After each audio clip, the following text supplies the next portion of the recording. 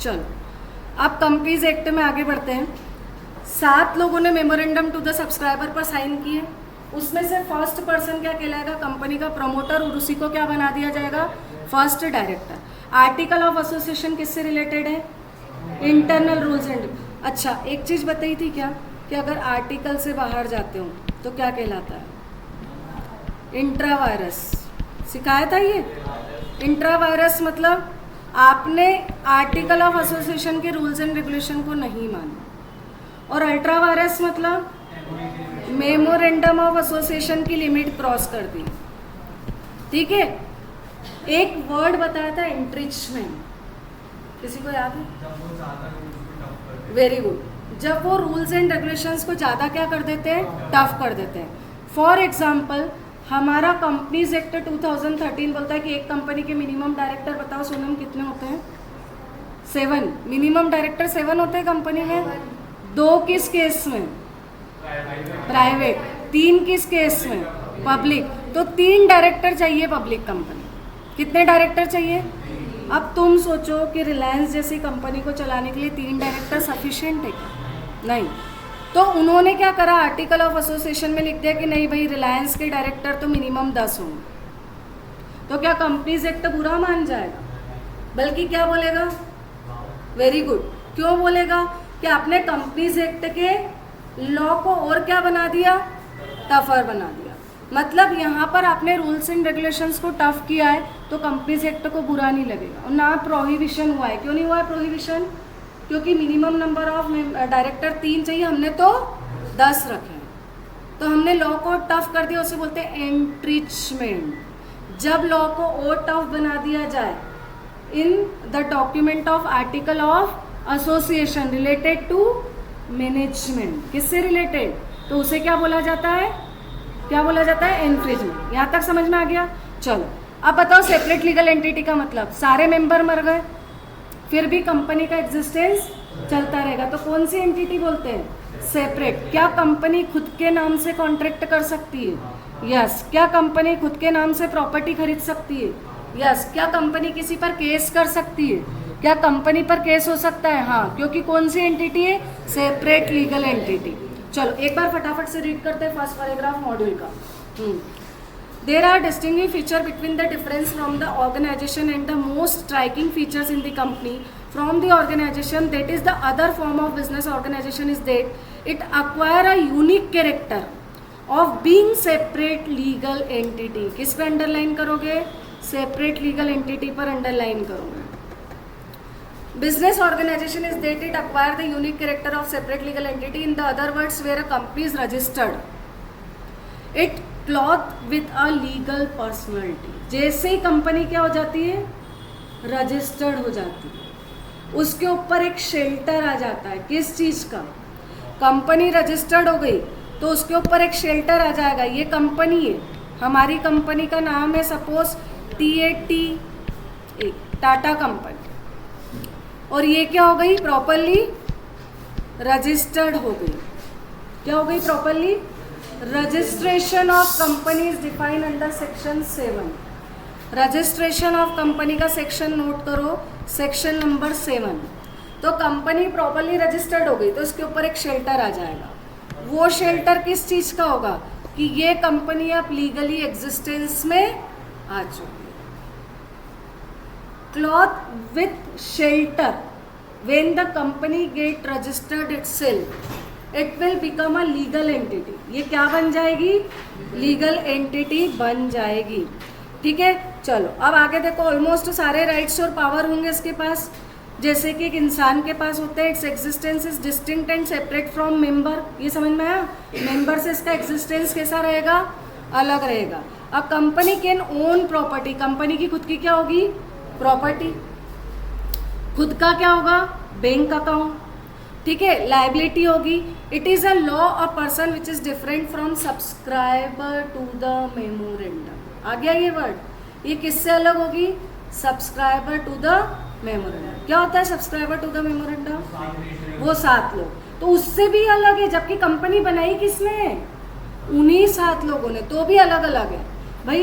अंबानी अलग है और रिलायंस अलग है। ठीक है, समझ में आ गई बात? Even member contract with the company acquire right against it or incur liability to it for the date of the company, only its creditor can sue it and not its member. Case कौन कर पाएगा? Creditor. क्यों? क्योंकि उनको company से पैसा लेना है. लेकिन मेंबर अपने राइट्स के लिए कंपनी पर केस कर सकते हैं, पर कितना? एक लिमिटेड ऑप्शन. वो अपना पैसा वापस लेने के लिए केस भी कर सकते हैं, क्योंकि आपको पता होगा कि जब आप कंपनी के इक्विटी शेयर्स खरीदते हो, कौन से शेयर? इक्विटी शेयर्स, तो आप कंपनी के क्या बन जाते हो? Share holder. फिर आपने रजिस्ट्रेशन कराया मेंबर ऑफ रजिस्टर में, फिर क्या बनते हो? मेंबर. और तब आपको डिविडेंड राइट्स मिलते हैं. तो आपका पैसा कंपनी के पास कब तक के लिए चला गया? हमेशा के लिए. कब मिलेगा वो पैसा वापस? जब कंपनी का डिसॉल्यूशन हो. लेकिन क्रेडिटर को तो पैसा चाहिए, उसको अपना बिजनेस करना है, तो वो केस कर सकते हैं. A company is capable of owing, enjoying and disposing of property in its own name. Company अपना खुद का नाम एंजॉय करेगी, वो अपने नाम के लिए मेंबर्स पर डिपेंड नहीं करती. समझ में आ गई बात? कंपनी खुद के नाम से कॉन्ट्रैक्ट कर सकती है. खुद की कैपिटल होगी, खुद की असेट्स होगी, किसने कंट्रीब्यूट करी है? Shareholder. The company becomes the owner of its capital and assets. The shareholder are not the private or joint owner of the company's property. लिखो कॉपी, मेन पॉइंट लिखो. The shareholder, बेटा लिखो, the shareholder are not the private or joint owner of the company.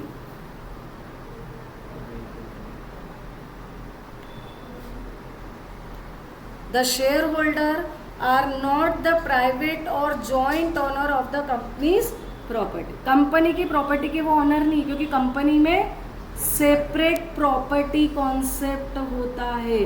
Company की property अलग और members की अलग. तो मैडम हमने तो कंपनी के शेयर्स खरीदे, तो क्या कंपनी की एसेट्स हमारी नहीं है?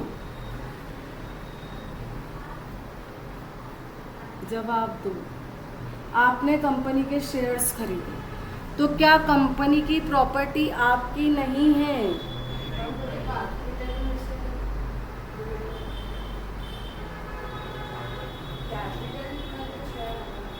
कैपिटल का जो शेयर होता है, हाँ, उतना ही आपका प्रॉपर्टी में हक रहता है. देखो बेटा, अब सुनो, अगर ये वाला कॉन्सेप्ट इतना क्लियर नहीं है तो अपन यहाँ समझते हैं. ये रिलायंस कंपनी है. रिलायंस कंपनी का जो इंफ्रास्ट्रक्चर है, जो उसकी बिल्डिंग प्रीमाइसेस है, कितने रुपए की मानते हो? बताओ, रिलायंस की प्रॉपर्टी कितने करोड़ रुपए की होगी ऑन एन एस्टिमेट? 12,000 करोड़ मान लेते हैं. 12,000 करोड़ रुपीस की उसकी प्रॉपर्टी ऑन एन एस्टिमेट मान लेते हैं. ठीक है. अब ये प्रॉपर्टी, एक मिस्टर राम है, उन्होंने रिलायंस कंपनी का एक शेयर खरीद रखा है 10 रुपये का, और कंपनी के पास असेट्स कितने की? अब ये बोलेगा मैं तो कंपनी का मेंबर हूं, तो ये रिलायंस की प्रॉपर्टी मेरी नहीं हो सकता, क्योंकि 10 रुपये. चलो मान लेते हैं कि कंपनी के पास शेयर कैपिटल है 1,000 करोड़ की, और उसका 90% मिस्टर राम के पास है. बेटा जागो और बताओ, क्या शेयर होल्डिंग से आप कंपनी की एसेट्स को अपना बोल सकते हो? नहीं. आपके पास एक शेयर हो या आपके पास पूरे 100% शेयर हो, तो भी कंपनी की प्रॉपर्टी कंपनी की रहेगी, आपकी नहीं हो सकती. आपके पास क्या आ जाएगा 100% शेयर से? सिर्फ कंट्रोल आ जाएगा. कंट्रोल मतलब आप कंपनी के डिसीजन मेकिंग पावर्स में 90% के पार्टिसिपेंट्स कहलाएंगे. कितने percent? Control is defined under section 2 sub clause 27. Section 2 sub clause 27 control का सेक्शन. समझ रहे हो क्या बोला मैंने? आपके पास कंपनी के एजीएम में वोटिंग पावर्स बढ़ जाएंगे, मतलब कंपनी आपके इशारों पे नाचेगी। क्यों? क्योंकि आपके पास 90% की शेयर। इट डजंट मीन कि आपका कंपनी की असेट्स पर पूरा हक हो गया। असेट्स तो सबकी है।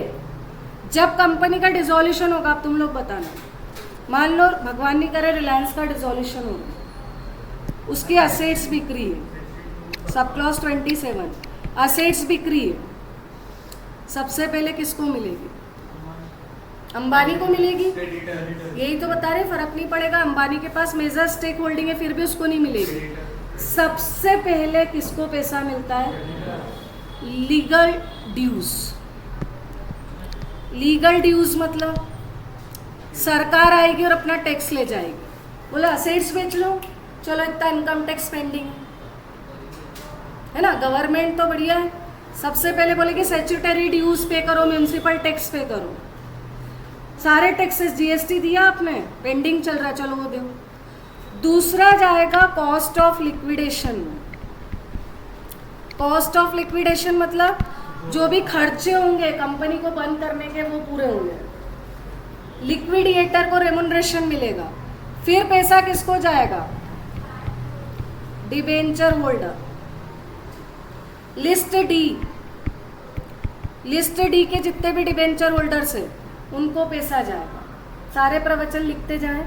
लिस्ट डी के डिबेंचर होल्डर्स को पैसा मिलेगा। फिर मिलेगा प्रेफरेंशियल क्रेडिटर्स को। किसको पैसा मिलेगा? प्रेफरेंशियल क्रेडिटर को। फिर नॉर्मल क्रेडिटर को। फिर प्रेफरेंशियल शेयर होल्डर को। और फिर बचेगा तो इक्विटी का नंबर आएगा। That is the order for paying debt of the company. पहला बताओ क्या? Statutory dues. उसके बाद बचा तो कॉस्ट ऑफ लिक्विडेशन, उसके बाद डिबेंचर होल्डर, उसके बाद प्रेफरेंशियल क्रेडिटर्स, फिर बचा तो नॉर्मल क्रेडिटर्स, फिर उसके बाद प्रेफरेंशियल शेयर होल्डर और सबसे लास्ट में इक्विटी। इसलिए इक्विटी शेयर होल्डर कभी भी पैसों के लिए केस नहीं कर सकते। हालांकि जिस दिन कंपनी लीगली एग्जिस्टेंस में आती है उस दिन कंपनी और मेंबर के बीच में क्या बन जाता है? कॉन्ट्रैक्ट। सारे राइट्स और ड्यूटीज कंपनी मेंबर के इसी तरीके से तय होंगे। राइट्स क्या है मेंबर के? मेंबर्स के राइट्स बताओ कि उनको डिविडेंड मिलना चाहिए, वोटिंग राइट्स। और ड्यूटी क्या है मेंबर्स की? कि उनको कंपनी के लिए जो शेयर्स खरीदे उसका पैसा देना। तो राइट्स और ड्यूटीज तय हो जाती कंपनी और मेंबर के बीच में, उसी दिन क्या बन जाता है? कॉन्ट्रैक्ट। चलो क्या क्या पढ़ा, रिवाइज करते हैं। कंपनी कौन सी एग्जिस्टेंस है? Separate legal existence, distinct from its member. Members मतलब कौन? जिनका नाम रजिस्टर ऑफ मेंबर में लिखा है, और वो लोग इनिशियल मेंबर है। कौन? जिन्होंने मेमोरेंडम ऑफ एसोसिएशन में साइन किए, वो इनिशियल मेंबर्स हैं। उन्हें कंपनी के शेयर्स खरीदना पड़ते हैं पहले, उसे क्वालिफाइड शेयर्स बोलते हैं। कौन से शेयर बोलते हैं? तो वो कंपनी के 7 सबसे पहले वाले मेंबर्स हैं। ठीक है, कंपनी एग्जिस्टेंस में आ गई। कंपनी का क्या हो गया? रजिस्ट्रेशन। सेक्शन बोलो। 7। थैंक यू बेटा। सेक्शन 7। एक बार सेक्शन पर थोड़े से नजरअंदाज करते हैं। 2 सब क्लॉज 20 किसका सेक्शन है?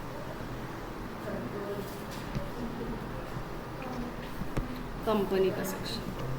2 सब क्लॉज 68 प्राइवेट कंपनी का सेक्शन। सेक्शन 7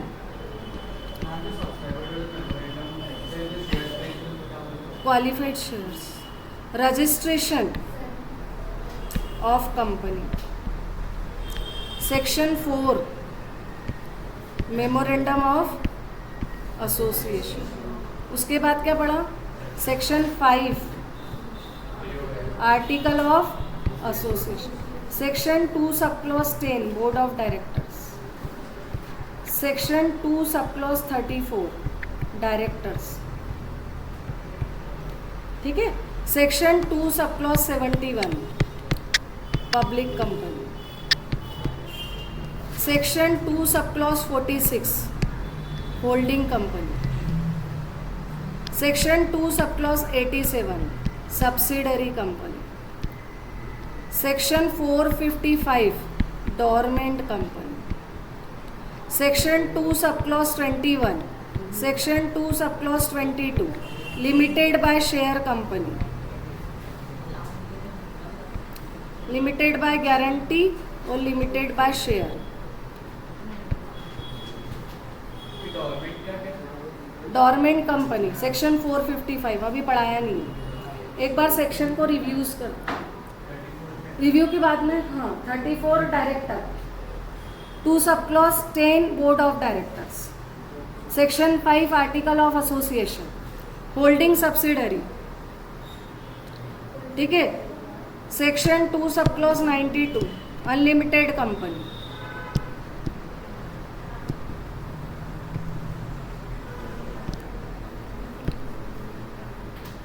अभी इतने याद करो। Section 8 NPO, section 2 sub clause 62 OPC,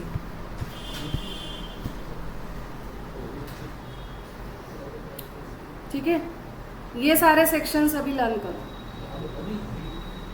अभी के लिए, अभी तो याद होगा, याद अपन करते जाएंगे मतलब। चलो लिख लिया। प्रमोटर का, हाँ प्रमोटर का सेक्शन क्या था? सेक्शन 2 सब क्लॉज 69, प्रॉस्पेक्टस का 2 sub clause 70, PFI 2 sub clause 72, 246 holding, 287 subsidiary. इतने बहुत है अभी के लिए, ठीक है।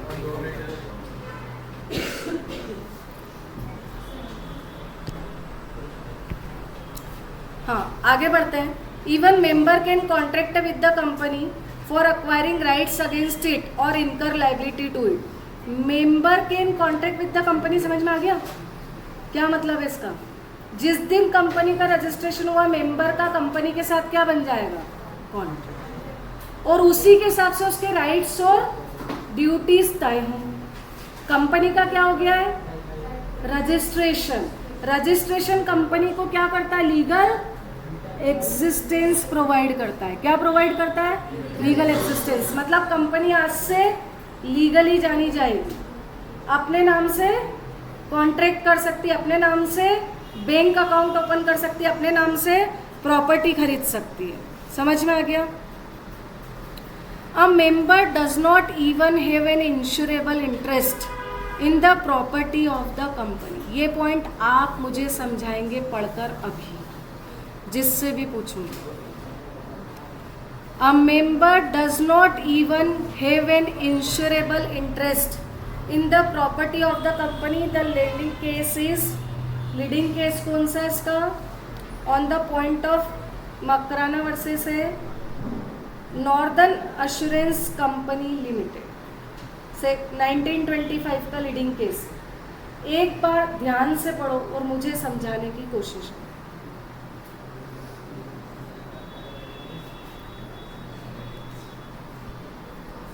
अगर लेक्चर छूट जाता है, कुछ समझ में नहीं आता है, देख लेना आप यूट्यूब पे।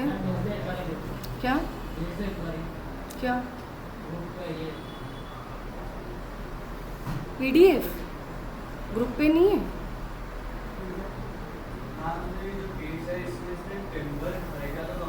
भेजना। हाँ ठीक है, बोलो। समझ लिया आपने?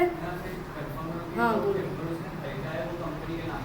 हाँ, और इंश्योरेंस खुद के नाम पे करा लिया, जबकि इंश्योरेंस किसके नाम पर होना था? कंपनी। तो खुद के नाम पर इंश्योरेंस क्यों करवाया इसमें? समझदारी बताकर। उसको लगा कि जब क्लेम मिलेगा तो किसके अकाउंट में क्रेडिट होगा? मेरे, क्योंकि इंश्योरेंस मैंने अपने नाम पे कराया है। तो क्या कंपनी की प्रॉपर्टी जल जाए आग में तो उसका क्लेम कंपनी के नाम से लोगे कि खुद के नाम से? तो उसने गलती कर दी। तो भी नहीं, मैंने आपको पहले ही समझा दिया। Even virtual capital is hold by the single shareholder. Company's property doesn't belonging to that particular member. Shareholding से सिर्फ क्या आता है, कंट्रोल, सेक्शन 2 सब क्लॉज 27 वाला। ये बिल्कुल भी नहीं हो सकता कि आपके पास पूरी शेयर कैपिटल है तो आप बोलो पूरी प्रॉपर्टी, ऐसे तो बेचारे गरीब लोग मर जाएंगे। कौन गरीब लोग, शेयर होल्डर। अगर 1% भी पब्लिक के पास है और 99 किसी के पास है तो ऐसे तो प्रॉपर्टी पूरी अंबानी उठा के ले जाएगा, 1% भी नहीं मिलेगा। समझ में आ रही बात। चलो नेक्स्ट, परपेचुअल सक्सेशन आपका पढ़ा हुआ है। आप बताओ बेटा परपेचुअल सक्सेशन क्या होता है। क्या बात है, वेरी गुड बेटा, बहुत शानदार। लिमिटेड लाइबिलिटी आप बताओ, आप पढ़ रहे हो ना। हाँ, आकांक्षा। लिमिटेड लाइबिलिटी लास्ट लेक्चर में पढ़ाया था मैंने, आज नहीं पढ़ा।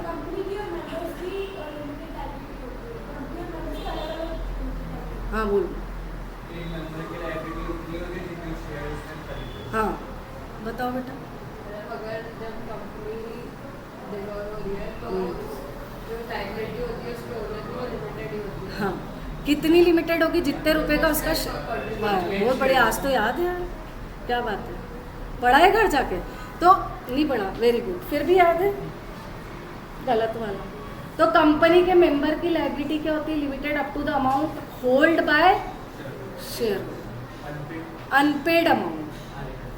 अगर 10 रुपए का शेयर है और रामू ने 7 रुपए चुका दिए तो बताओ रामू की लायबिलिटी कंपनी के लिए कितनी, 3 रुपए। अरे भाई 10 में से 7 माइनस करो, भावी शेयर होल्डर, भावी चार्टर्ड अकाउंटेंट्स।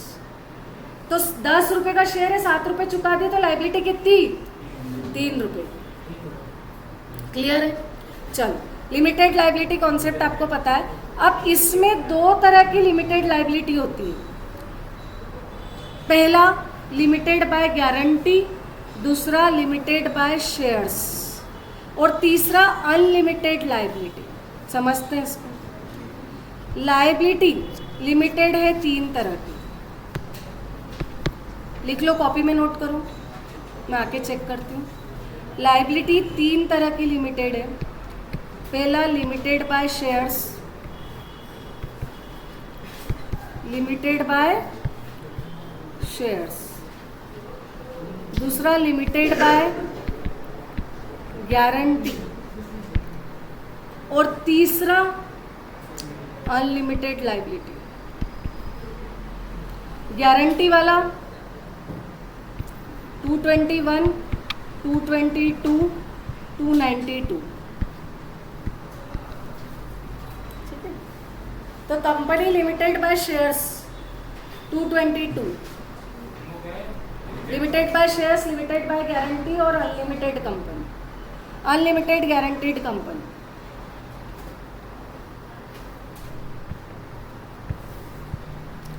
ठीक है। Limited by shares 222, limited by guarantee 221 और unlimited guarantee company 2 sub clause 92। अब इसका मतलब आप लोग मुझे बताते जाओ। लिमिटेड बाय शेयर मतलब जितने का शेयर उतने की लायबिलिटी। रामू 10 में से 7 रुपए चुका है तो रामू की लायबिलिटी 3 रुपए की। लिमिटेड बाय गारंटी किसी को पता है क्या, मैंने समझाया था।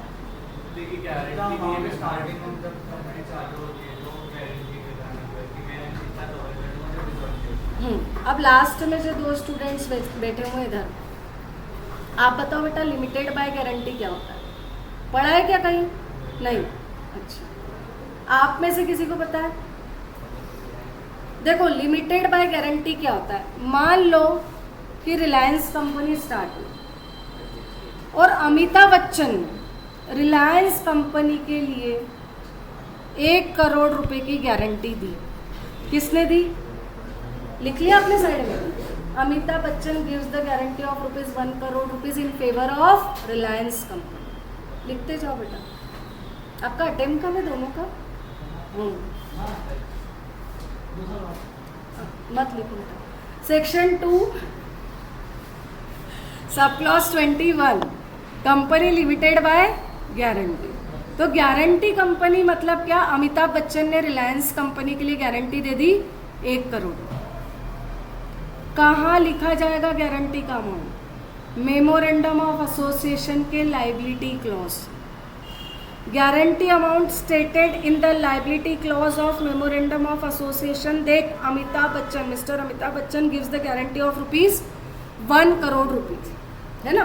अब 1 करोड़ के गारंटर बन गए अमिताभ बच्चन, तो उनको कैश देना है क्या? अभी नहीं, उनको सिर्फ गारंटी का अमाउंट बताना है। अब जब company goes into liquidation, then board of directors of the company call the amount of guarantee from mister Amitabh Bachchan. Liquidation के टाइम पर बोर्ड ऑफ डायरेक्टर ये अमाउंट क्या कर लेंगे? कॉल कर लेंगे। कौन करेगा? Board of directors. मतलब अंबानी का फोन किसके पास जाएगा? अमिताभ बच्चन। क्या बोलेंगे अंबानी जी कि सर देखो कंपनी तो हो गई ख़त्म, अब आपकी जो गारंटी है वो आप अमाउंट पे करो।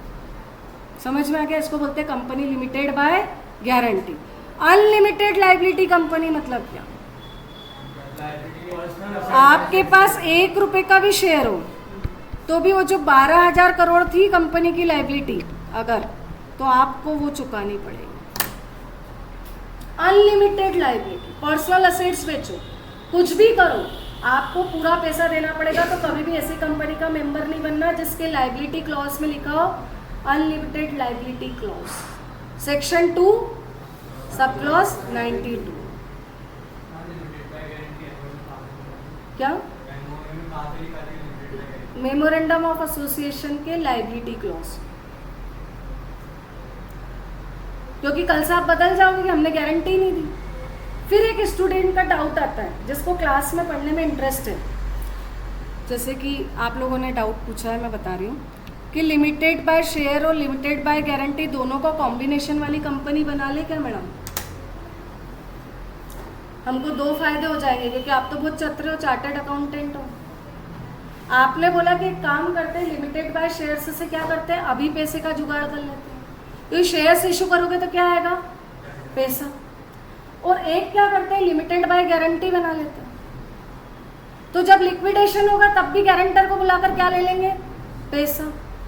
अभी भी सेफ, बाद में भी सेफ। तो क्या ऐसा कॉम्बिनेशन मिल सकता है? यस, इसी कॉम्बिनेशन से कंपनी बनाई जाती है। समझ में आ रही बात? प्रैक्टिकली यही यूजफुल कि आप दोनों तरह का कॉम्बिनेशन ले लो। क्या आपको ये पॉइंट समझ में आ गया? क्लियर है? चलो, लाइबिलिटी क्लॉज खत्म। अगला क्लॉज देखो, आर्टिफिशियल लीगल पर्सन। पढ़ने की जरूरत ही नहीं, आपको पता है कंपनी कौन सा पर्सन है? आर्टिफिशियल। एग्जाम ओरिएंटेड है, एग्जाम में पूछा जाता है, बिल्कुल अच्छे से रट के जाना। Common seal.